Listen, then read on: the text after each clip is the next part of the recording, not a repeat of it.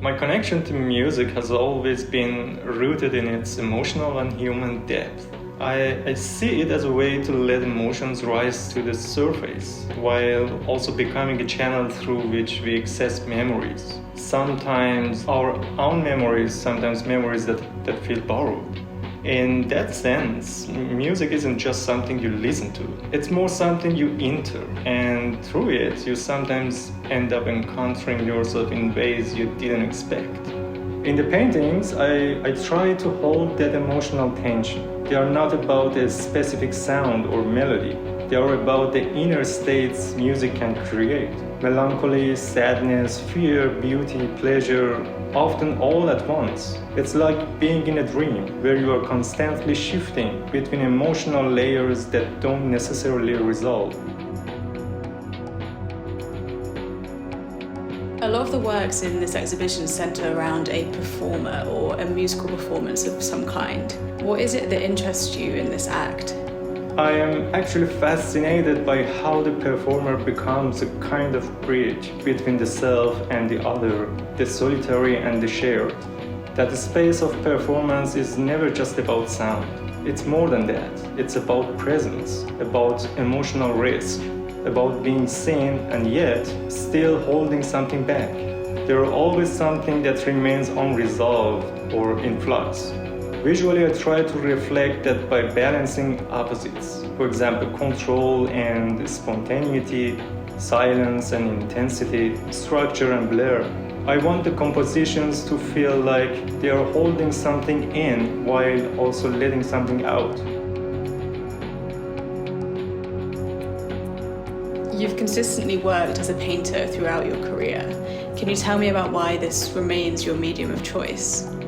Painting has a certain slowness to it that I actually find really important. It gives me time to reflect, to stay with a feeling or a state of mind longer than I can in many other forms. That slowness allows for a kind of sustained emotional attention. Painting holds still and asks you to pause with it, to look deeper.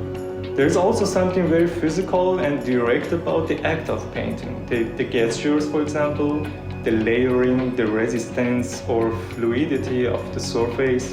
It becomes a kind of tactile conversation. I often think of it as echoing the physicality of musical performance, the tension, the pauses, the rhythm. So even though the subject matter is often internal or intangible, the medium itself is very grounded. It brings those emotional states into something you can touch and see.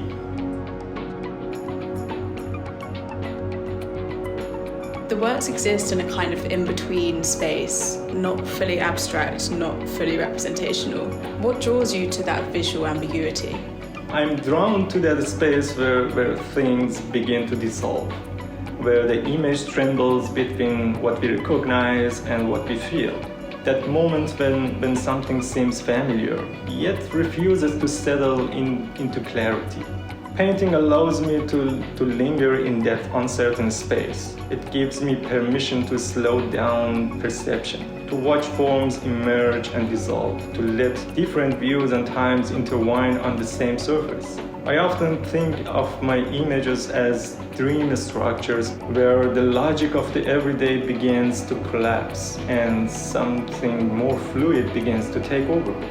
So for me, ambiguity isn't a lack of meaning, it's an opening, a threshold. It lets the viewer bring their own inner world into the work. And in that meeting between what's seen and what's felt, between the image and its ghost, something quietly transformative can happen.